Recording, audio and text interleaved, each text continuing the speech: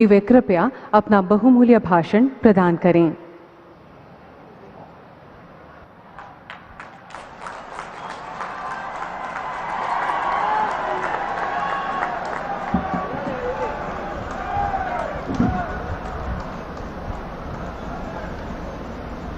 असम के राज्यपाल श्री जगदीश मुखी जी, असम के लोकप्रिय और ऊर्जावान मुख्यमंत्री श्री हेमंता बिस्वा शर्मा जी, केंद्रीय मंत्रिमंडल में मेरे वरिष्ठ सहयोगी श्री सर्बानंद सोनोवाल जी, श्री रामेश्वर तेली जी, देश के विकास में अहम योगदान देने वाले श्री रतन टाटा जी, असम सरकार में मंत्री श्री केशव महंता जी, अजंता नियोग जी, अतुल बोरा जी और इसी धरती के संतान और भारत के न्याय जगत को जिन्होंने उत्तम से उत्तम सेवाएं दी और आज कानून बनाने की प्रक्रिया में संसद में हमारे साथ दे रहे श्रीमान रंजन गोगोई जी, श्री सांसदगण, विधायकगण और मेरे प्यारे भाइयों और बहनों, प्रोठो मोटे मैं रंगाली भी हो आरो असमिया नव बर्ष शुभेच्छा जोनाइस। उत्सव और उमंग के इस मौसम में असम के विकास की धारा को और गति देने का आज ये जो भव्य समारोह है उसमें मुझे भी आपके उस उमंग के साथ जुड़ने का अवसर मिला है। आज इस ऐतिहासिक नगर से मैं असमिया गौरव, असम के विकास में अपना योगदान देने वाली यहां की सभी महान संतानों का स्मरण करता हूं और आदरपूर्वक उन सबको नमन करता हूं। साथियों, भारत रत्न भूपेन हजारिका जी का गीत है, बोहाग माठो एटी ऋतु नय न होय बोहाग एटी मां, असमिया जातिरी आयुष रेखा गोनो जीवनो रेखा। असम की जीवन रेखा को अमिट और प्रखर बनाने के लिए हम दिन रात आपकी सेवा करने का प्रयास करते रहते हैं। इसी संकल्प के साथ बार बार आपके बीच आने का मन करता है। असम आज शांति के लिए, विकास के लिए एकजुट होकर उत्साह से भरा हुआ है। और मैंने अभी थोड़ी देर पहले ही कार्बी आंगलोंग में देखा और मैं अनुभव कर रहा था, क्या उमंग, क्या उत्साह, क्या सपने, क्या संकल्प। साथियों, थोड़ी देर पहले मैंने डिब्रूगढ़ में नए बने कैंसर अस्पताल और वहां बनी सुविधाओं को भी देखा। आज यहां असम के 7 नए कैंसर अस्पतालों का लोकार्पण किया गया है। एक जमाना था 7 साल में एक अस्पताल खुल जाए तो भी बहुत बड़ा उत्सव माना जाता था। आज वक्त बदल चुका है। एक दिन में एक राज्य में 7 अस्पताल खुल रहे हैं।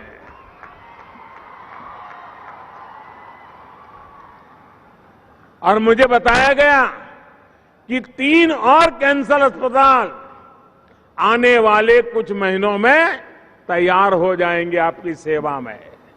इनके अलावा आज राज्य के 7 नए आधुनिक अस्पतालों का निर्माण कार्य भी प्रारंभ हो रहा है। इन अस्पतालों से असम के अनेक जिलों में अब कैंसर के इलाज की सुविधा और बढ़ेगी। अस्पताल आवश्यक तो है और सरकार बना भी रही है, लेकिन मैं जरा कुछ उल्टी ही शुभकामना देना चाहता हूं।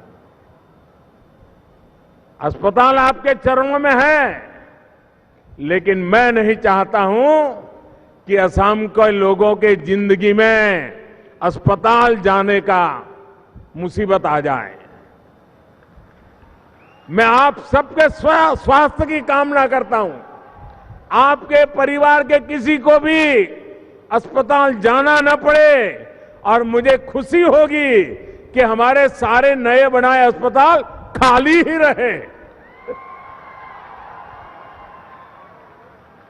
लेकिन अगर आवश्यकता पड़ जाए,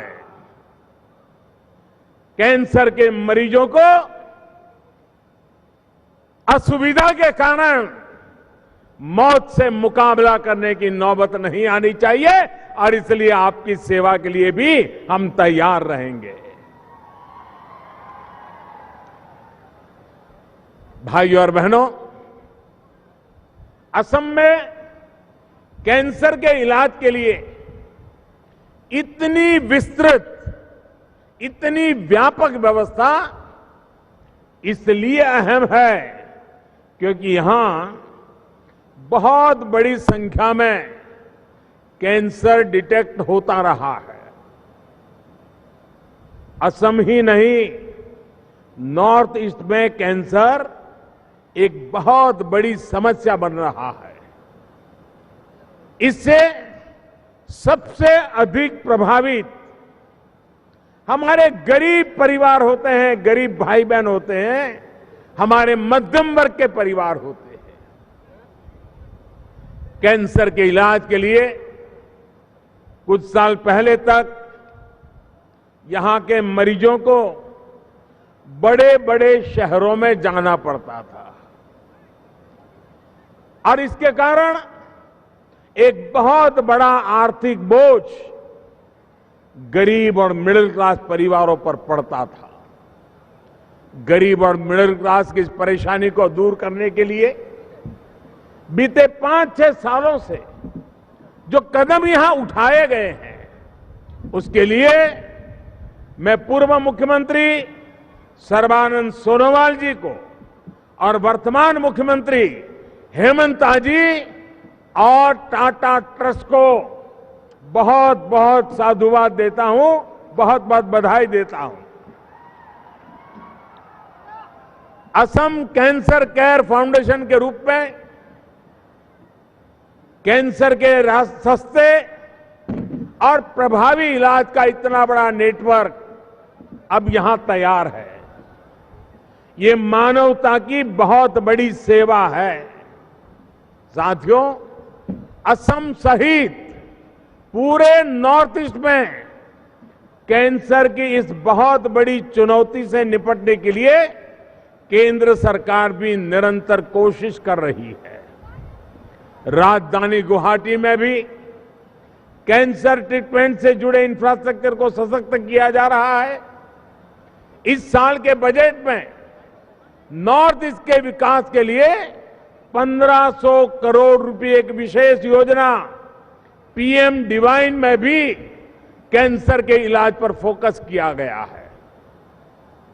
इसके तहत कैंसर के इलाज के लिए एक डेडिकेटेड फैसिलिटी गुवाहाटी में तैयार होगी।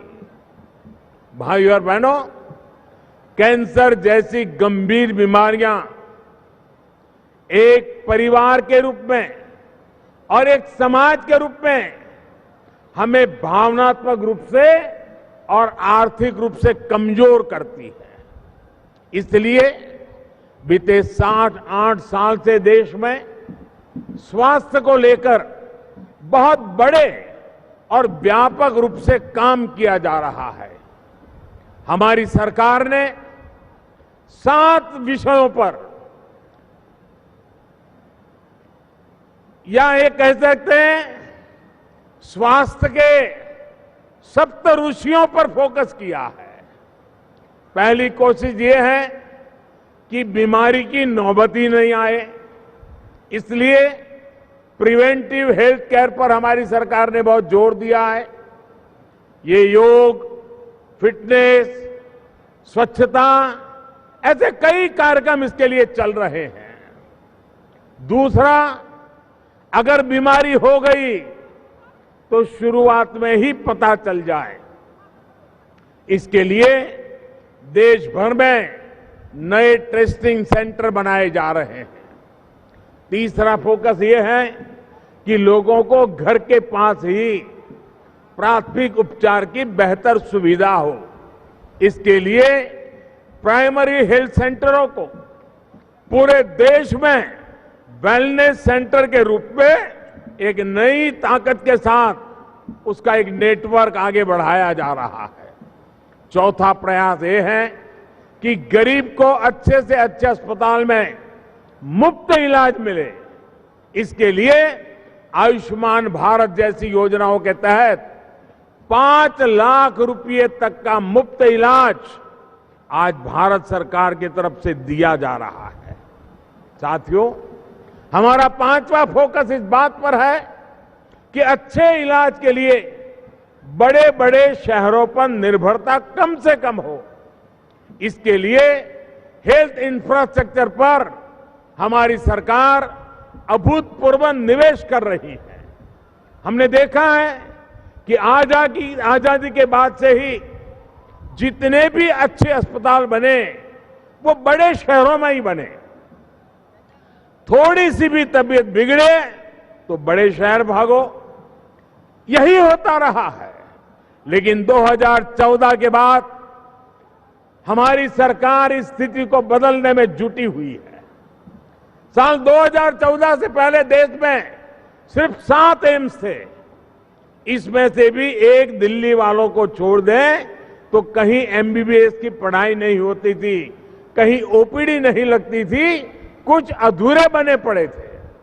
हमने इन सभी को सुधारा और देश में 16 नए एम्स घोषित किए। एम्स गुवाहाटी भी इन्हीं में से एक है। हमारी सरकार देश के हर जिले में एक मेडिकल कॉलेज जरूर हो, इस लक्ष्य पर काम कर रही है। 2014 से पहले देश में 387 मेडिकल कॉलेज थी। अब इनकी संख्या बढ़कर करीब करीब 600 तक पहुंच रही है।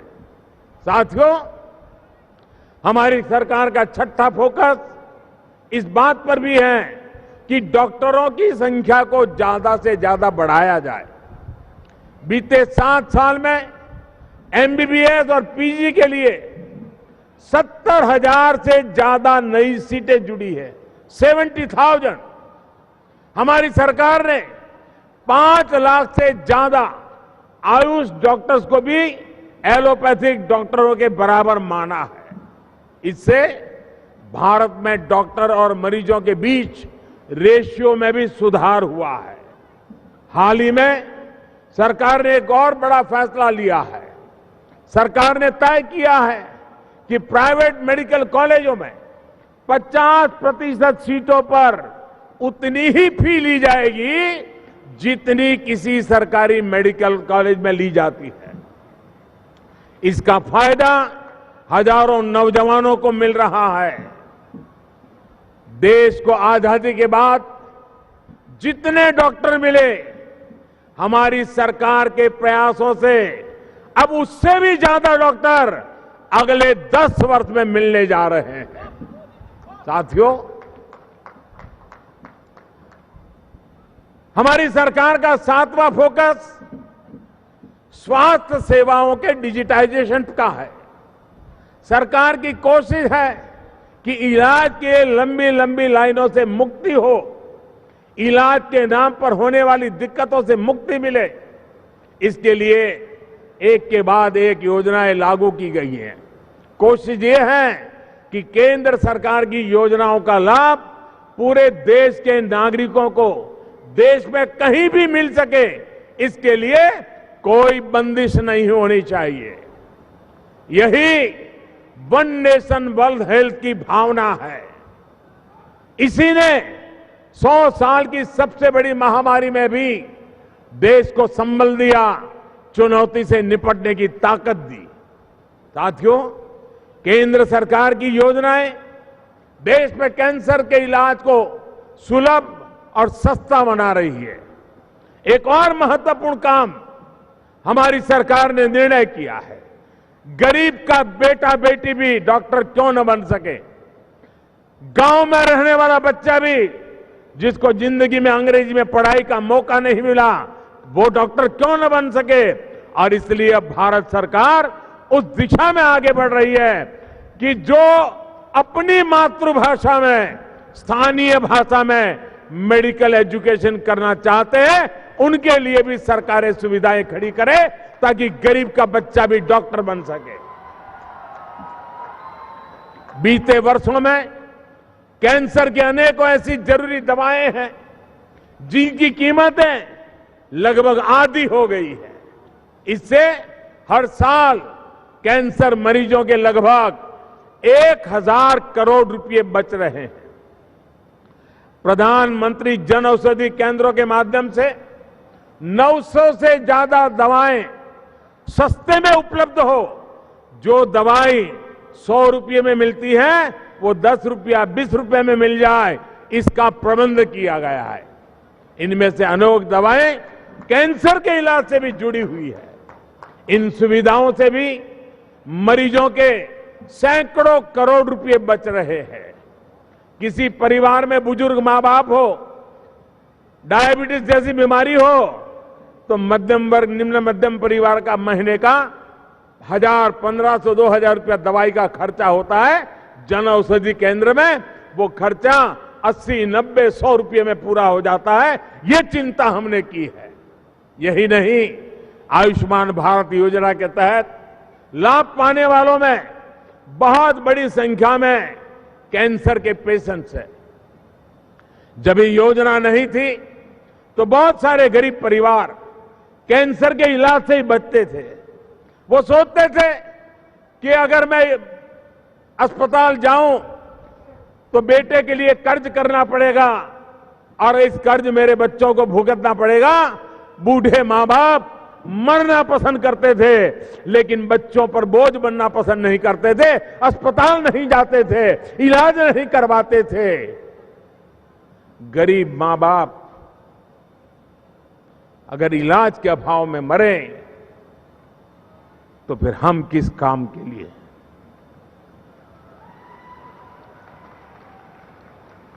विशेष रूप से हमारी माताएं, बहनें, वो तो इलाज ही नहीं करवाती थी। वो देखती थी कि इलाज के लिए कर्ज लेना पड़ता है, घर और जमीन बेचनी पड़ती है। हमारी माताओं, बहनों, बेटियों को इस चिंता से भी मुक्ति करने का भी काम हमारी सरकार ने किया। भाइयों और बहनों, आयुष्मान भारत योजना से सिर्फ मुफ्त इलाज ही नहीं मिल रहा है, बल्कि कैंसर जैसी गंभीर बीमारियों को शुरुआत में ही डिटेक्ट करने में भी मदद मिल रही है। असम सहित पूरे देश में जो हेल्थ एंड वेलनेस सेंटर खुल रहे हैं, उनमें 15 करोड़ से अधिक साथियों की कैंसर से जुड़ी जांच हो चुकी है। कैंसर की स्थिति में तो ये बहुत जरूरी है कि जल्द से जल्द बीमारी का पता चले। इससे बीमारी को गंभीर बनने से रोका जा सकता है। साथियों, देश में मेडिकल इंफ्रास्ट्रक्चर को मजबूत करने का जो अभियान चल रहा है, उसका लाभ भी असम को मिल रहा है। हेमंता जी और उनकी टीम हर जिले में मेडिकल कॉलेज खोलने के राष्ट्रीय संकल्प के लिए प्रशंसनीय प्रयास कर रही है। केंद्र सरकार ने यह सुनिश्चित किया है कि ऑक्सीजन से लेकर वेंटिलेटर्स तक सारी सुविधाएं असम में लगातार बढ़ती रहे। क्रिटिकल केयर इंफ्रास्ट्रक्चर असम में तेजी से जमीन पर उतरे, इसके लिए असम सरकार ने बेहतरीन काम करने की दिशा में अनेक कदम उठाए हैं।